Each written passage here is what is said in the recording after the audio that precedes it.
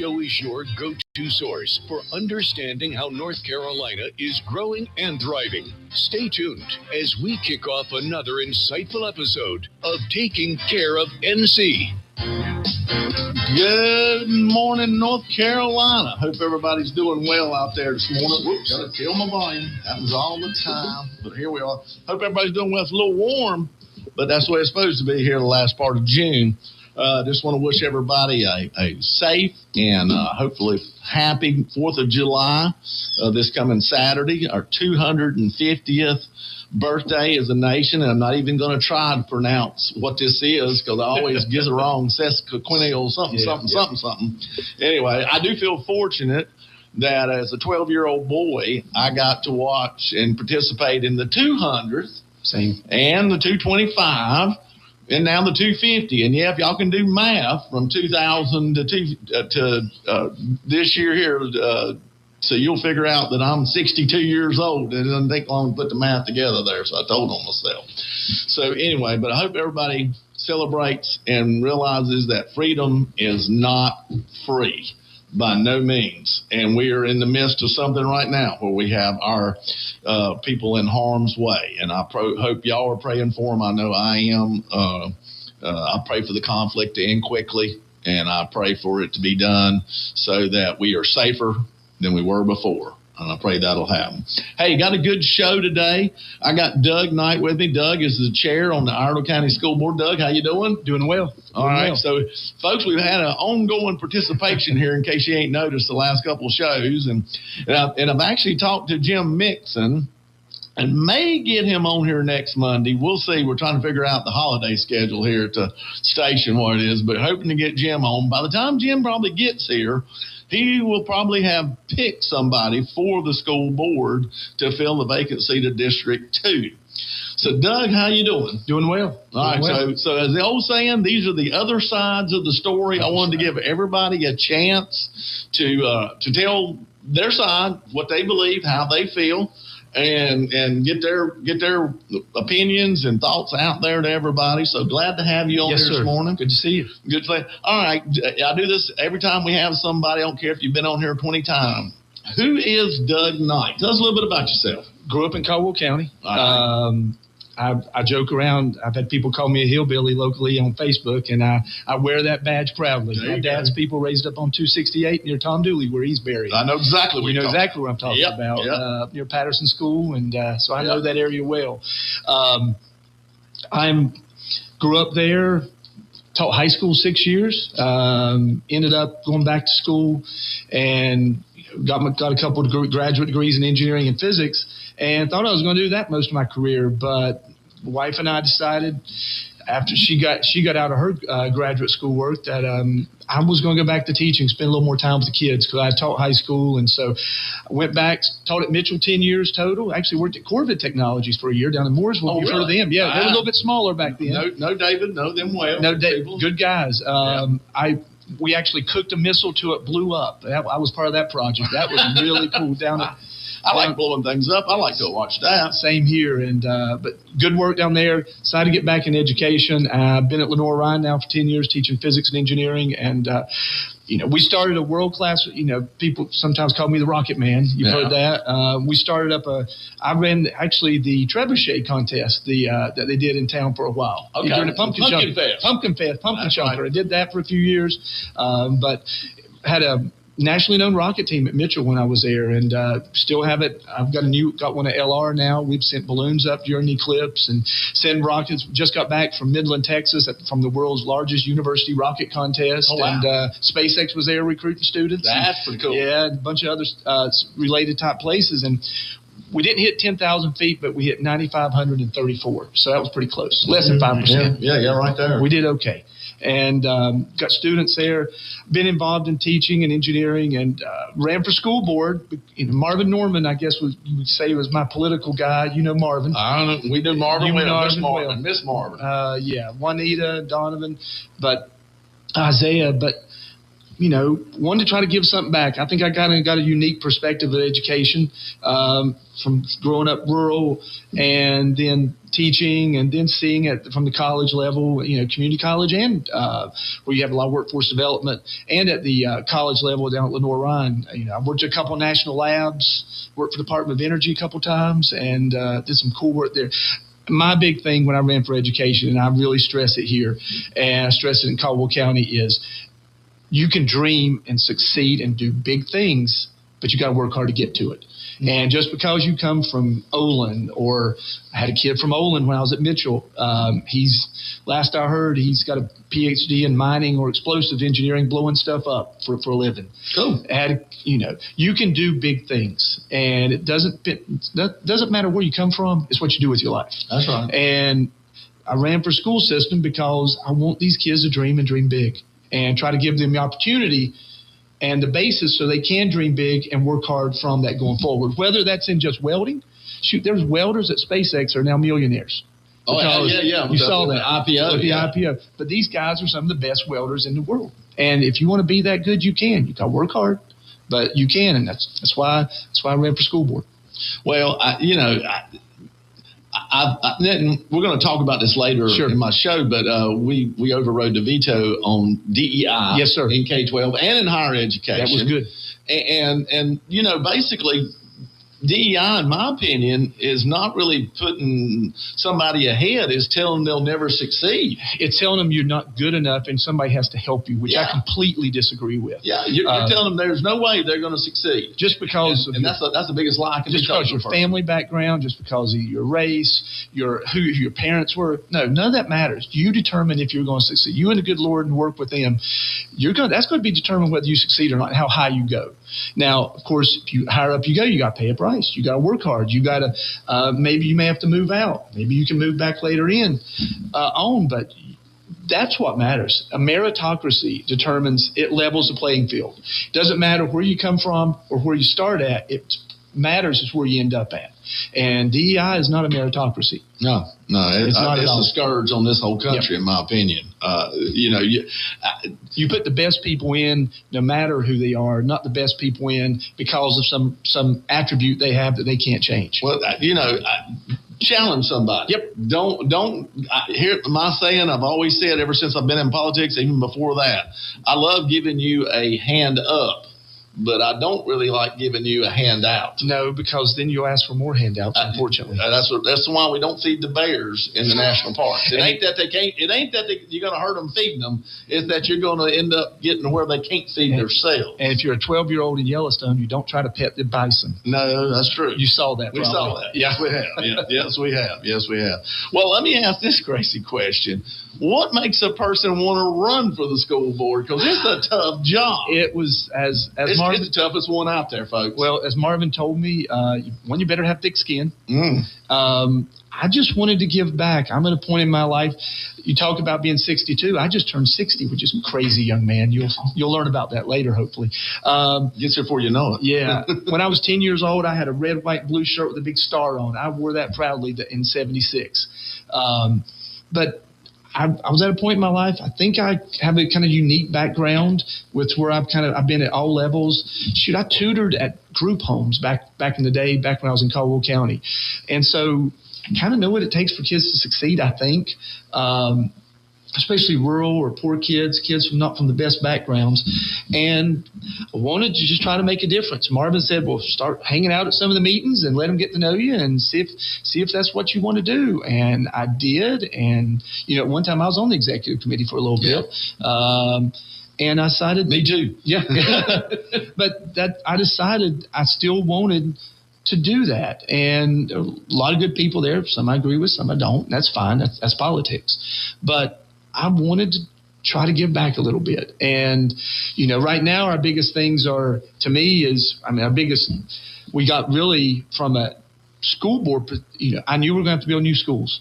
And when I came on, I wanted to have a better relationship between county commissioners and elected officials and the school board because it seemed not very good. I was at that joint meeting down at Unity. You might remember that. And I don't want to bring that back up. Well, I was in the midst of all that. You were up there, yep, on that dais. Yeah, me and Miss Marsh down in Mooresville. Yes. We had a fun little talk that day. Yeah, that was. I wanted a better relationship, and so I've worked hard. And you've known me since I've been around. I've worked hard. I don't go around throwing aspersions at people publicly. I think that's wrong. You work things out behind the scenes. We're going to have a better and I think we've been able to accomplish that. We're talking more with the county commissioners now. The athletics fields, we're still trying to get, if we can, for Weathers Creek. I know the money-wise and everything, but I just don't think you can let what happened in the past and some of the animosity, maybe from both sides. I don't know where it came from, and it's not my job because we got to address the problems right now. And so I want to work with people to get things done. And I don't have to I don't believe in glory. I don't believe in all that, who gets what. The job and getting it done is what matters. The school matters. The kids matter. If I'm behind the scenes and I've helped make it happen, then I've done my job. Well, let's go ahead and let's go back to the very kind of, not saying things were hunky-dory great, but let's go back, I guess, to January, February. January. Yeah. January. All right. There's a meeting. Yep. And it gets contentious at best. Sideways. Yes. And the chair, Kevin Angel, who had just been sworn in, got into not necessarily physical, but close to physical altercation with one of the other school boards, Mike Kubinak, members, and a lot of things were said. Yeah, out in public. Unfortunately, yep. Out in public, and from that meeting, be honest with you, I felt like both should have stepped down. That's a personal opinion of Jeff McNeely. But what I saw, and I watched it and listened to it, I felt like both parties should have, if one steps down, the other one should have too. I kind of advocated for that myself. I just think that's where it was. And Kevin Angel did step down. He resigned from the board and hadn't probably been sworn in 60 days. Yeah. Yep. I think that was his second meeting he had ran or something. Yep. And so then there's an opening for District 2. Yep. And I was vice chair at the time. Vice chair, so that moved you up to chair. Sir. Yes, so sir. Now you're acting chair. And had been acting chair for like a year beforehand. That's true. Yeah, so I had experience as chair, but I was going to try to train Kevin on how to be chair. That was kind of one of the ideas that for me being vice chair. Well, that's a good thought. You try. Man lays plans, God's will happens. I don't know what to tell you. So Kevin resigns. So now the board is 6 members. Yes, sir. 3 and 3. Yes, sir. And we're in an impasse. Yep. On certain things, yeah. Yes. And sadly, it's made for contentious meetings still. Yeah, unfortunately. And it's also made for some decisions being delayed that might actually end up costing the school system some money. That's taxpayers. That's what bothers me a lot, because no matter how much I may disagree on certain things, we've disagreed on what the executive, and everybody's seen them in public or whatever. You've read it, seen it, whatever. Kids are number one. And, kids are number one got to be number one in everything to do. I have tried my best to do kids first, teachers second, then staff, then the central office, and then the superintendents, people I should care about, because it should be in that order. And I've tried to do that. And we've got to do what's best for the kids. And, unfortunately, you've got people go online saying, when you hear school board members saying what's best for the kids, it makes them want to throw up. We got a school board member that said that publicly on Facebook. And that's the darn truth. And, you may disagree with me, and that's fine, and, stuff. But I'm doing this for the kids. I have zero political ambitions. I don't want your job. I don't want Bert's job. It's not fun either. No. I don't want Mixon's job. Nobody wants Mixon's job right now. Nobody. No. But Jim's a good man, though. I have a lot of faith in him. Honorable man, and whoever he says will take it, and they'll go on the board. That's what the law says. But you've got to do what's best for the kids. So if you can have personal disagreements about District 2, you can't, in my opinion, you cannot let that bleed over in the doing the business of the school district, because education of the kids precludes any of my personal differences on anything else. With things related to in the political realm, education has got to come first to these kids. Part of that's providing facilities. Part of that's trying to get us, money, as much money as we can. I would love to do high impact tutoring. We proved during COVID, with the COVID money we had, it works. The problem is we don't have enough money to do that right now. I'm hoping we're going to get a budget done here. Now, I do want to say, if that budget gets done and what looks like it's going to come down, it's going to make a huge difference. Yeah. The 8% on average pay raise. Now, that's not everybody, but 8% on average.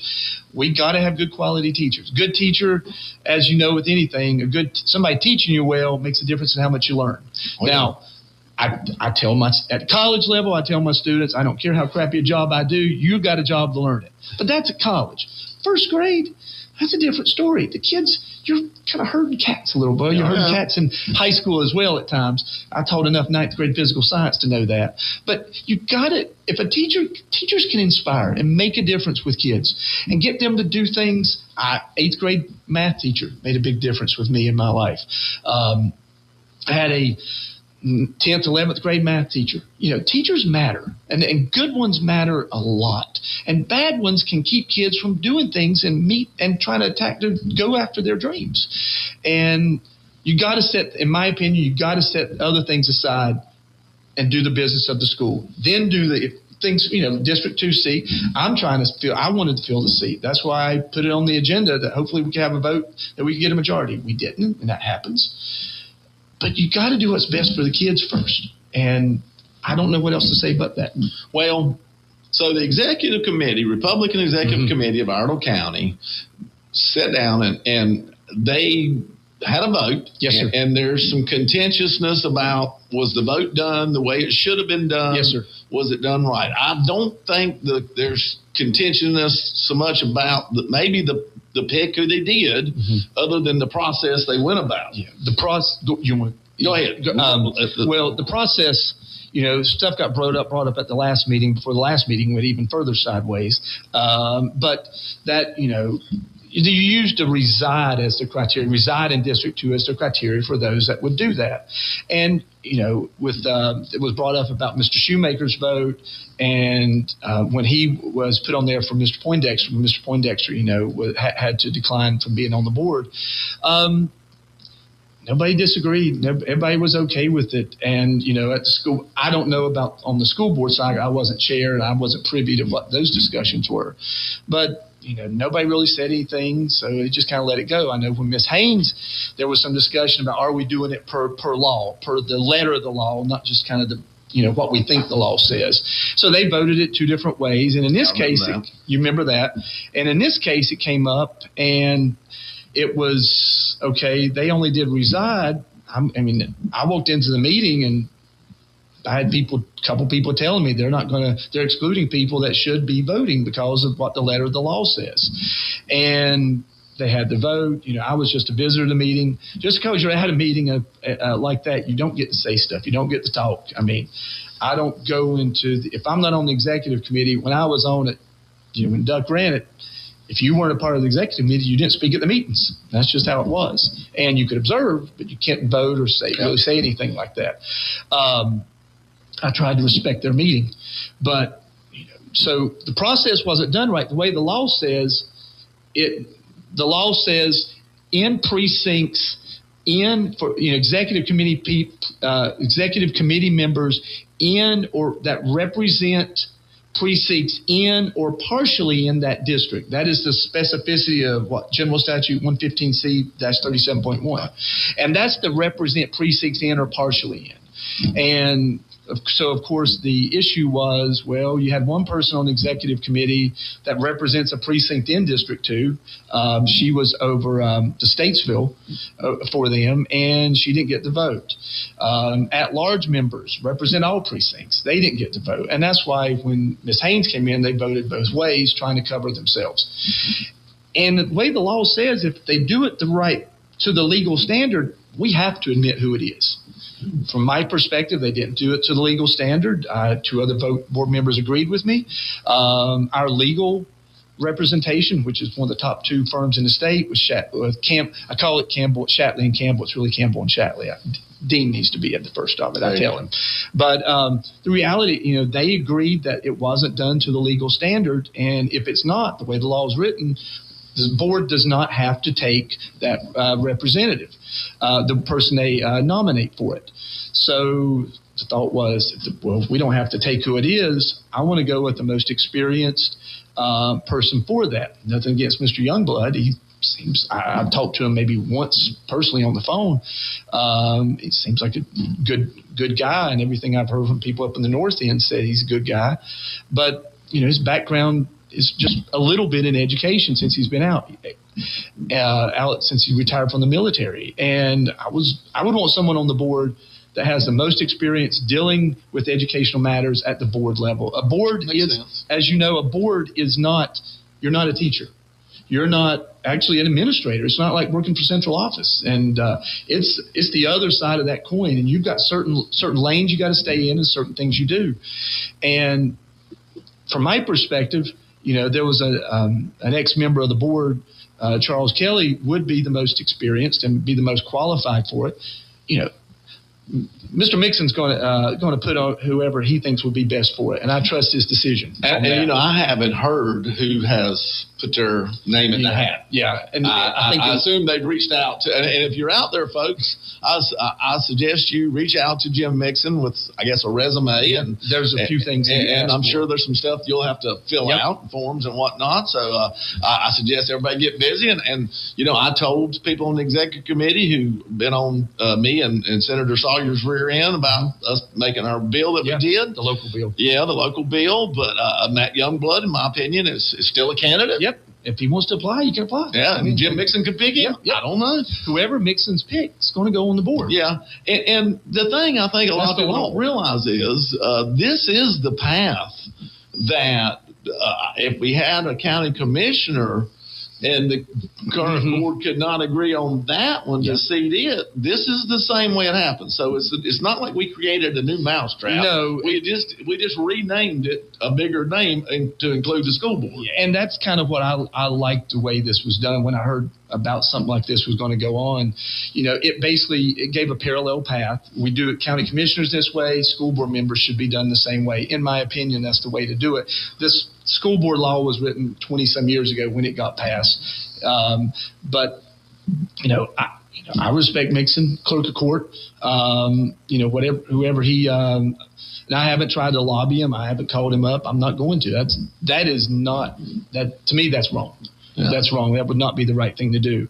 But someone apply, and he'll put who he thinks can do the best job, and we'll go with it, and we'll have our next meeting, and we'll do the business of the school system. The job is to do the business of the school system and do what it takes to make education as best as we can in this county. Well, and I think a lot of people don't realize I've been trying to do memory, which ain't great anymore, but I know on at least 3 and maybe 4, it gets cloudy, times that the Iredell County Executive Committee has made a recommendation for county commissioner. Yes, sir. And the board did not take their recommendation. I know 3 times, I'm positive. Yes, I know 4 maybe. It gets real confusing with Scott Keatle way back in the day. He jumped across the county lines a couple different times, and that was crazy. But this is not the first time a board has not taken the pick of the executive committee. No, it's not. Now, I guess and I keep asking myself, and I'm not saying it's right or wrong, folks. I'm just saying it's not happened. And one of those times, I'm pretty sure, was when I left the county commission board, and I'm wanting to think Scotty Brown got recommended by the executive committee, but Ken Robertson was the one that the board chose because Ken had been on before, knew his way, and it made it more fair to a point for the upcoming election. Yeah, and that's what I like. For me personally, because there were some rumblings when I was on the executive committee and things, I've been around in politics for the last 15 years, that, the executive committee, you don't want them picking and choosing winners for the next, putting somebody in that helps grease the wheels for the next election to get that person in. You want the people in that district or area or county to make that decision on their own, not with someone pushing them and saying, hey, this is our preferred candidate. You put them in ahead of time. And that, to me, is the right way to go about it. Well, and I've had people say, I'm being hypocritical because I got appointed by the board, but the other two candidates that threw their name in the hat had not been elected to that position either. So it was choosing the best of three that had never served in the North Carolina House. So, yeah, I got a leg up. But it's a little different. But when you're already elected and went through this process and people know you and you're not, it kind of makes a difference there. Yeah, and I didn't hear any of the county commissioners wanting to step down and go to the school board. No, they're smarter than that. And me neither. So anyway, getting a lot of people texting in stuff here. We'll just real quick. Dan Gallagher's got something from your perspective. What are the root causes that continue dysfunction, and what responsibility does the board itself bear, and what specific actions are you taking to improve communication and public trust? And that's a toughie. That's a great question. But it is a great question. Root cause. That's an old aircraft. I think it's a lot of personality. Yeah, it just is. You're putting six people, in this case, currently seven people together when Kevin was on there from completely different backgrounds, and they have to be expected to work together for hopefully the betterment of the goal of the kids. And in politics, you get a lot of type A type personalities. You get a lot of leaders. People have been in leadership, and getting along is hard at times. For me personally, I got to keep the eye on the prize. And to me, the eye on the prize is the kids and their graduation and having them be as successful as possible. If you notice, I try not to get on Facebook and make political comments. I don't want to do that. I try to do everything in at the public setting there. For me, the best way to try to, I think the root of that question is, how can we tamp things down and have a better board? And we've got to be able to disagree professionally. I'm not going to raise my voice. I try my best not to raise my voice in the meetings. I try my best to follow Robert's rules. Robert's rules of, you give everybody one chance to talk. I read about those when I got on the board. And once they've got 5 or so minutes to talk about something, you then go back, give a second time. And that second time you give 30 seconds to a minute at most. And then they maybe want to add, give some depth or address something someone else says. And then that's it. You don't get the filibuster. You don't get to put 15 to 20 minutes. And trying to keep everybody on the same playing field is what I've really tried hard to do as chair. We don't go around insulting each other in it. I've tried my best not to. Personal insults should not be on there. And to me, I'm going to declare those out of order no matter who they come from. And hopefully they don't come from me, because then I'd be a hypocrite. And I try not to be. And before Kevin stepped down and the previous boards, a lot of 4-3 votes. Yes, sir. So hasn't been a lot of kumbaya singing for a while. No, there hasn't. And there's history there. They had 4 that ran as a group initially to get in. There were some of those that said they controlled the 4, and I don't want to get into that. That's a bunch of old history. And then one of the 4 kind of left, and then she ended up leaving the board for personal reasons. And there was some issues with that. But we got to keep eye on the prize of the kids. Can't be each other. You can't let politics of, I don't like this person or I don't like that person, that this person's doing this person. The kids are most important. You cannot go after each. And the old saying, politics of personal destruction, and you can't do it on the board, in my opinion. I'm trying my best not to do it, and I will tell people going forward. I've tried not to do it.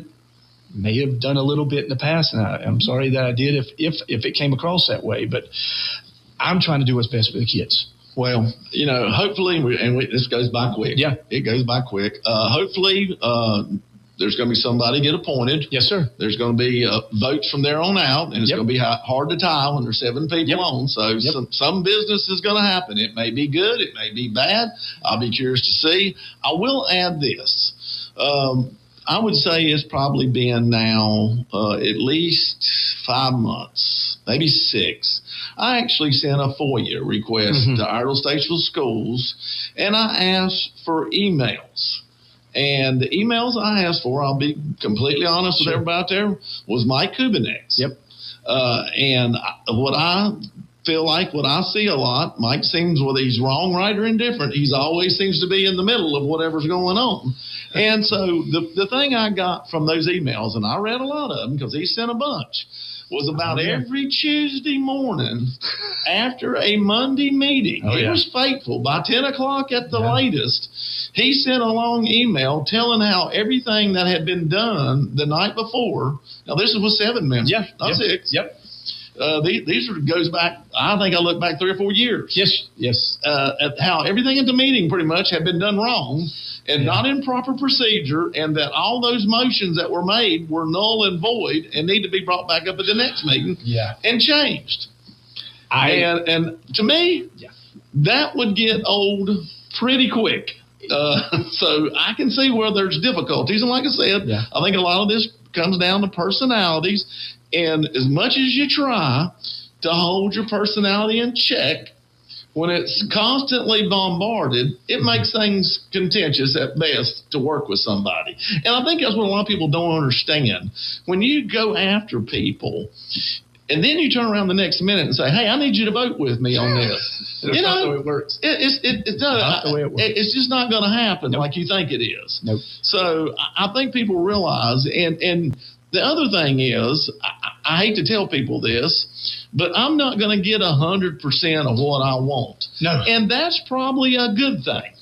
You know, if I get 75 or 80% of what I want, I'm winning. Reagan made the comment that if he could get 60 to 70% of what he was asking for, it was a very good day. Yeah. And that's paraphrased from Reagan. Yeah. So if I can get 70, 80%, I'm winning. And people out there say, oh, well, he's a rhino because he didn't get this out of the folks. I'm telling you, it's not easy. We're working with people, and you've got to be able to make sure there's some things you don't compromise on, but then there's other things you're willing to give and take to get where you need to be.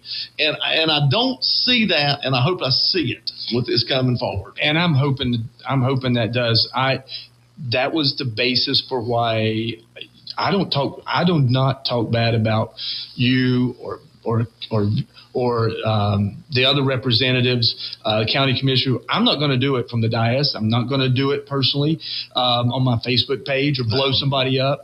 That just makes things worse. We can disagree. And Jeff, we've disagreed on things. Oh, yeah. You know those conversations we disagreed on. And we had conversations. I called you up, and we had a couple conversations a year or so ago. But I didn't blow you up and call you blankety blanks and you're a horrible person and you're a Democrat and all this stuff. No, you had a different point of view. I had a certain point of view. I tried my best to I almost use the word lobby, but let you see the reasoning for my point of view, and you make that decision. I can't change your decision. County commissioners, I can, the stuff with the schools, I can't change their decision, but I can show them why we're doing it and give them the basis of it and the benefits of it. And if you make decision X, this good will happen. You make a decision Y, this lack of good will happen. And that's what I've tried really to do. And, if I can keep doing that, then it's been a success. Well, to quote the infamous Gene Howe, don't ride me down over my decisions until you know my options. Yeah. And so that's kind of where we're at. Well, Doug, I appreciate you coming on. Thank you for having me. You know what? I've been praying for y'all. Please, and not pray for the whole board and the kids. The kids are the ones that need it. I've been praying for y'all, the school system, the whole 9 yards.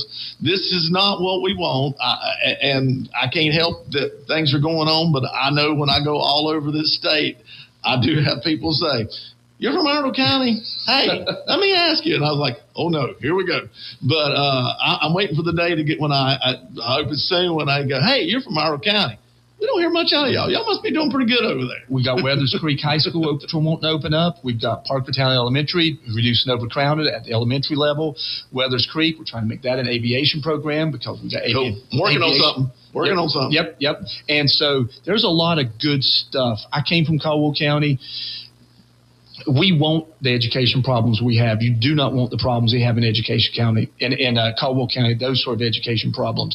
We've got opportunity for these kids. We've got the ability to do things. Now, we've got to make decisions to do it, but we've got ability and opportunity and capability to make things better. And I want to be a part of that as best I can.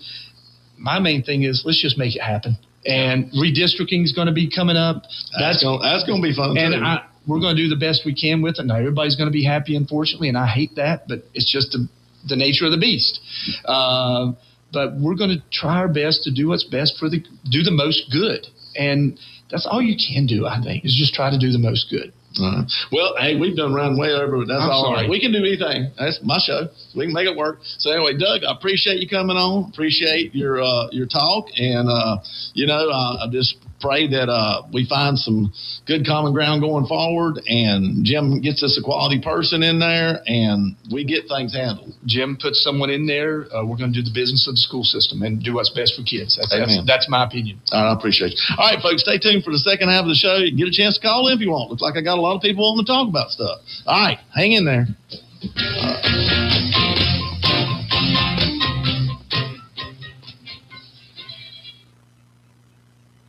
I learned patience from my adoptive dad. All he had to say was, "Hey, you got this. Just breathe." Hey, we're pretty good. yeah. Might have to start a band. I got it. Learn about adopting a teen from foster.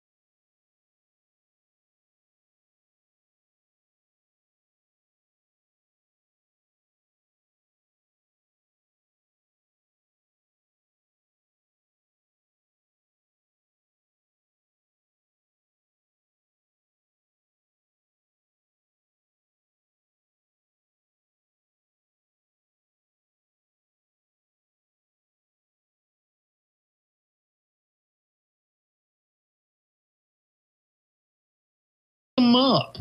the rule is at least minimum 48 hours up to 72, and that's what this does. So this allows ICE to be able to get there.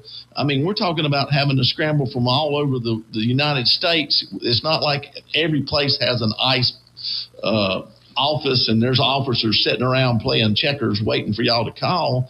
We're actually spread pretty thin, so they've got to be able to get there and get them.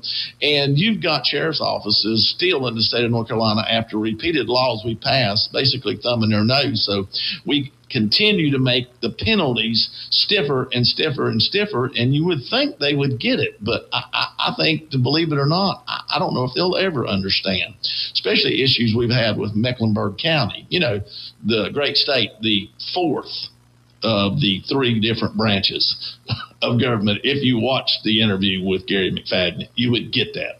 Anyway, so we passed it. Also able to override the veto on House Bill 171, which banned DEI in state agencies. And talk a little bit about that. And basically, when you look at this is making sure that we're hiring the best quality people for the job.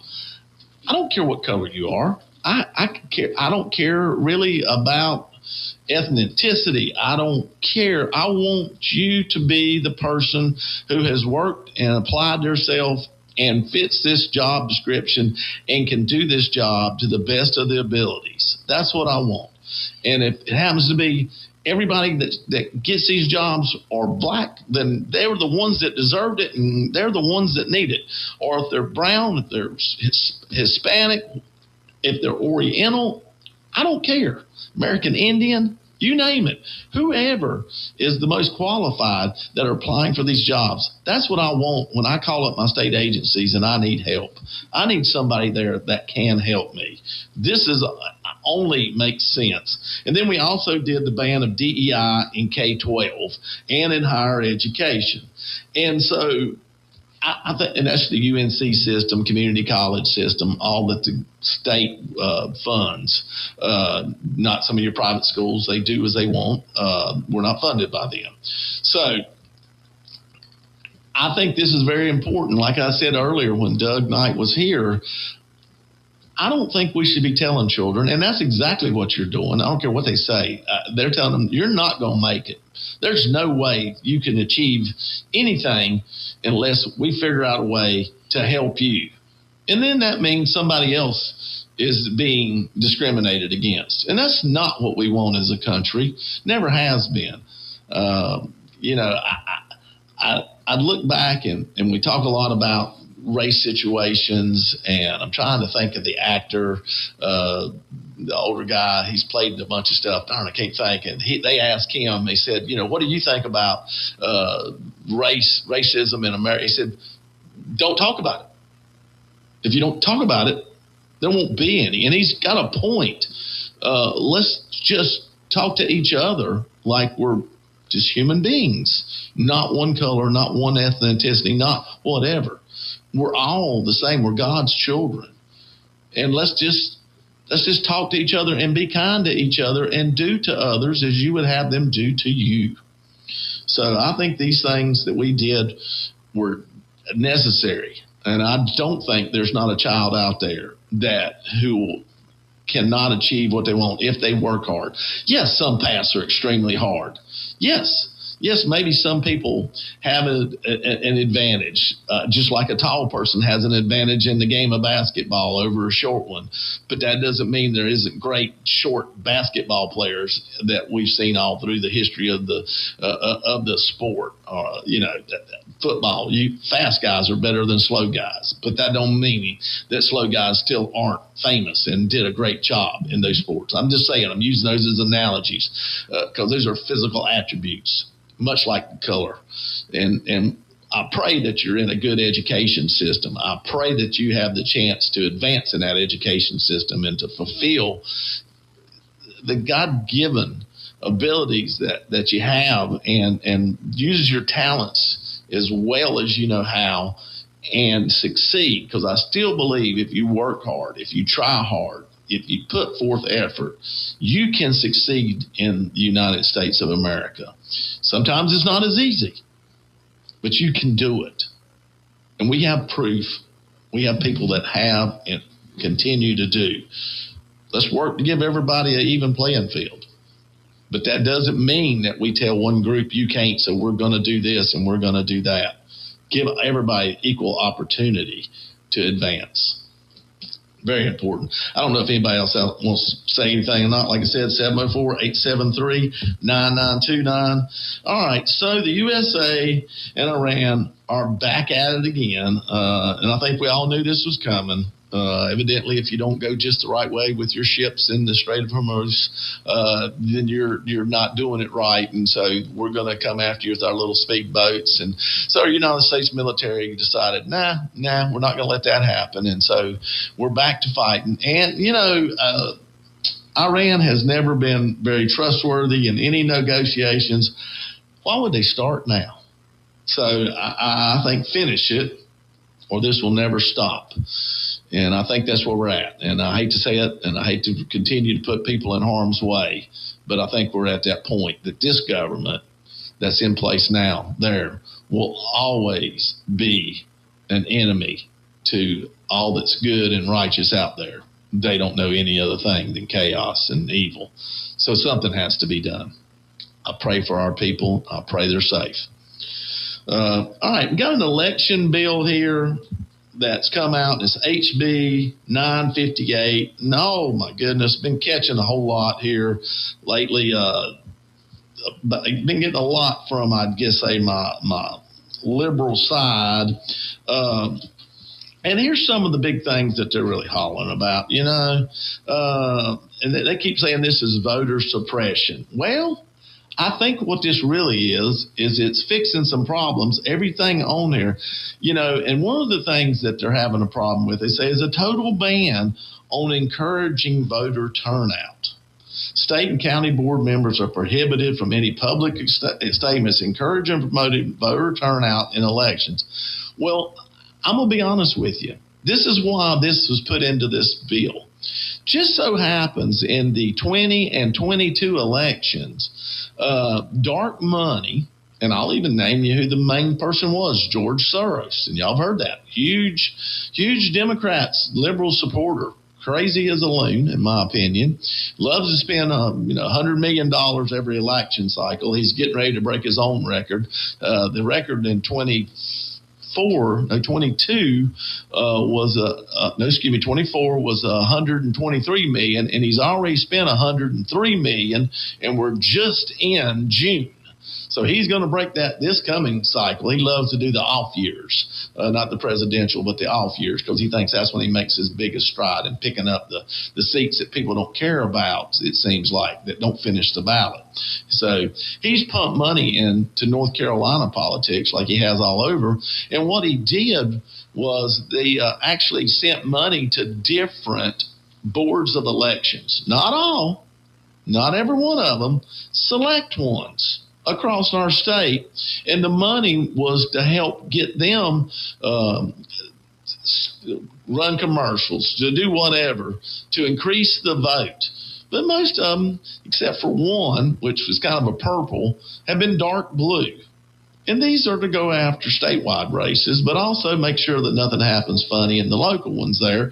I know Durham County got the most in that one election cycle. They got over $800,000 from this committee, and thought it was kind of weird, or we'll call it a nonprofit, dark money.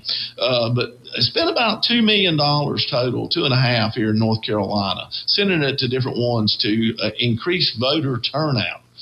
So this basically says, not only do you not get to take this money, but if you do some other happen to come up with all this literature and all this stuff that's going on, that you're not to speak to it either if you're on the board or the Board of Elections. To me, I think that makes perfectly good sense, because what we want is an even playing field, and they figured out a way to try to slant it. So that's one thing that has gone on. Now it talks about reducing campaign. This is one of the things, reducing campaign finance transparency. The bill significantly raises the dollar threshold requiring reporting on dark money contributions or media expenditures, waiving reporting for the rest. What it really does is it shows the money is being reported. It tells the group. But what the Democrats wanted in this was to know who is giving money to the dark groups, because they're going to go after them. And they've done that. They've actually attacked people personally through different forms and different ways, sometimes even physical altercation, but definitely outside of their houses and their businesses. They love to go and protest, and they have done vandalism. So that's one of the reasons why it allows for a greater threshold. Now, once you start getting up to the big money, then you can find out who the donors are. But it keeps the ones at a lower level, smaller people, to allow them to do what they want. So still can't try to shift an election at the polls through giving it, but you can give money. So we're not cutting that out. So they'll continue, George Soros, to do that. Now it talks about requiring voters to register with a political party a full year before voting in the party's primary. Right now it's 90 days. And the reason we're doing that, the reason this has come about, is in this last election, we had a lot of people decide to flip from Democrat to Republican right there before filing. So it was 90 days. So they decided to flip so that they could run in the primary. And okay, if you want to do that, that's fine. Make that decision a year ahead of time, not 3 months ahead of time. And mainly it was just a tactic. It's kind of, guerrilla warfare in politics. We're going to go ahead and pretend to be something we're not, and we're going to run. So they'll have to spend money, and then we'll get them again, make them spend more money in the fall. So that's just another guerrilla tactic. So if you're going to do it, that's fine. Just got to figure it out a year ahead of time. And then there was talk, but I don't think we're going to end up doing it, a total ban on any ranked choice voting in any primary or general election statewide. Right now, it's not necessarily being used in North Carolina, but there's been talk about it. The individual counties can do this for their primaries. I don't know if y'all watched ranked choice voting. They did it in California in the Los Angeles Los Angeles mayor's race. Of course, they're still counting those ballots. They probably will till they get who they want. But basically, it puts everybody. So you got Republicans, Democrats. You just throw everybody in one big pile, and you see what comes out. And if it ends up, that somebody came in second consistently, they'll actually be the lead vote getter. So think about that. You actually become, it's the opposite of Ricky Bobby. If you come in last, you may be first. And I don't think that's exactly the way it works here, folks. So I don't know who wants ranked choice voting. We have primaries. We have different political parties. I say you take a choice. You can run as unaffiliated. That's okay. Put it out there. Now, if people want to do it, they can vote in a primary. You can vote for an unaffiliated candidate if you're a Republican or a Democrat. So you just have to claim. Strip some overseas voters of their eligibility to vote in any state election. And basically what this has done, this is making you declare that some way or another you're a North Carolina citizen. So you say your parents served in Germany in the military, and you were born in Germany. Now, because your parents are both American and they're military, you are an American citizen. You have never lived in North Carolina your actual life. You turn 18. You request a ballot from North Carolina. All right. Now, your parents may have been stationed here their last thing, but they may not necessarily be North Carolinian residents, but you can claim it. So this is taking it one more step, saying you've got to actually have a physical address. You've got to have some ties to North Carolina. You can't remain in Europe the rest of your life and just say, I'm a North Carolina resident. I want to vote in North Carolina. You have to have some kind of a foothold to us. So, and then the last, like I said, one of the big ones is partisan staffing. The Board of Elections, State Board of Elections, has been under the governor's purview now for about 36 years. And so with that, the governor has appointed the executive branch, the director of the State Board of Elections for that time period, all except for about 4 years here in the last at least 24. So this is asking for them to be able to change up 25 professional staff on there, because now this falls under the auditor's office, the State Board of Election does. And the person who's the director now wishes to change some of their key staff positions. And I think they should be allowed to. I think if they're the ones in charge, they should be allowed to put key people in their staff where they want it. They shouldn't have to take whatever's there, because I can tell you right now, there's a conflict between who's there and who they would like to have and who's leading the State Board of Election. So I think it's only fair that you get to put your people in, because Lord knows the other side's put theirs in for the last 24 years, at least. So those are some of the things they're complaining about, and those are some of the reasoning behind it. Now, real quick, want to get into one thing, and then I got my crazy as it gets. So we have the new Illinois state budget is out, and progressive politicians lambaste businesses for charging so-called junk fees, even as they do the same to taxpayers. And the case in point here is a record of $56 billion budget that Illinois Governor J.B.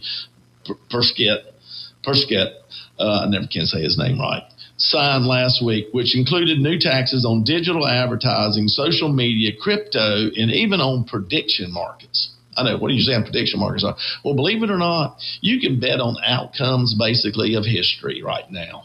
And it's kind of different, but hey, it's out there. So if you think something's going to happen, like we're going to we're going to sign a treaty with Iran tomorrow, and then the conflict's over, you can bet on that, believe it or not. So, but they're going to charge you a tax on that. So it's kind of, and the governor boasts that the budget increases spending on welfare programs, all without raising taxes on working people. What's his idea of working people? How does he define working people? That's a good question.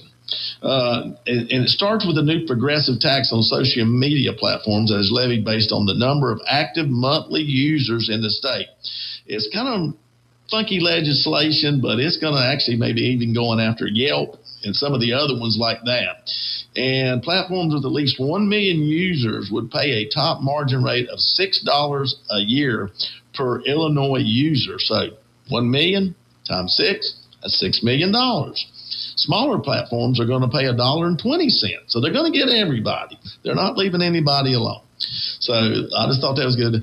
The budget also includes a 10% gross receipts tax on providers of targeted digital advertising in the state. The tax is aimed to the likes of Google, Meta. What's going on there? So they're going to make sure they get Google, Meta, TikTok, you name it. So, but eventually it's going to get mom and pop, because whoever's advertising on there, that's who they're going to end up getting. The state is also imposing a first of its kind 0.0 tax on digital asset transfer. So they're going after Bitcoins too. All right. So just let you know, they figured out ways to get you more taxes on more things. Surprise? Heck no. I could have told you this was coming. I should have predicted this, Bryson, and bet on this myself. This would have been easy money. There you go. All right. We're getting down here to the end. Just want to bring up something. And I thought this is crazy as it gets. I only got one today. The Daughters of the American Revolution beat back a membership uprising over transgender membership, rejecting a resolution that would have barred male-born candidates from being admitted to the Vulnerable Women's Patriotic Organization. And it was DAR members defeated the resolution, which would have clarified the application must be born female to be eligible to be a member at a Friday vote on the 135th Continental Congress of Memorial Continental Hall. In the district, basically you have the Daughters of Advocating for Restoration had a proposal, and it lost about 1,500 to 1,000. Y'all, how many transgender men, women, whatever you want to call it, are really trying to get into the Daughters of the American Revolution? And is this necessary. Just saying. I don't know. I would think there's a lot more on their plate, but evidently everybody or somebody wants to be a part of something. I don't know. I thought it was a little crazy. I will tell you, it's not as easy as it looks. You will have to get your birth certificate officially changed from male to female before you're going to be able to qualify. So you can't just go in there. But then again, you also got to prove that somebody in your family participated in the American Revolution too. So this could get tricky, but I'm sure there was somebody sitting at home and said, dang, my sister was able to get into DAR, but me being a man, I can't do it. I think I'm going to change sex. That's what I'm looking for. I'm just telling you, folks, sometimes it's as crazy as it gets.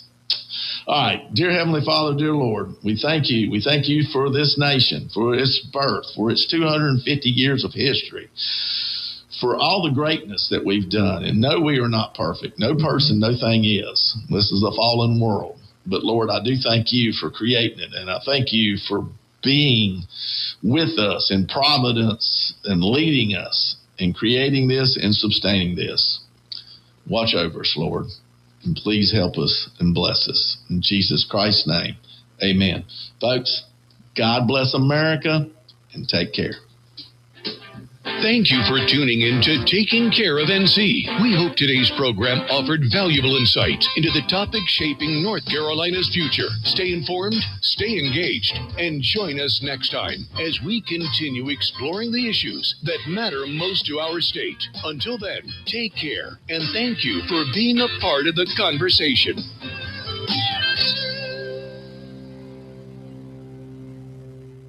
Real Country is 550 AM WAME, 92.9 W225BD, Statesville. When your celebration of life is prepared, it becomes a gift to your family later. No one should have to pay for a loss when they're experiencing one. Paying in advance protects your loved ones and gives you the peace of mind you deserve. Let us help you plan every detail with professionalism and compassion. We're Bunch Johnson Funeral Home, 705 Davie Avenue, Statesville. Call us at 704-873-7223 to schedule an appointment. With SRN News, I'm Rich Thomason in Washington. There's been a series of Supreme Court rulings this morning, and one of them had rejected a Trump administration challenge. The High Court says that states can count late arriving mail-in ballots, that in a case out of Mississippi. Also, the High Court has agreed to consider the Constitution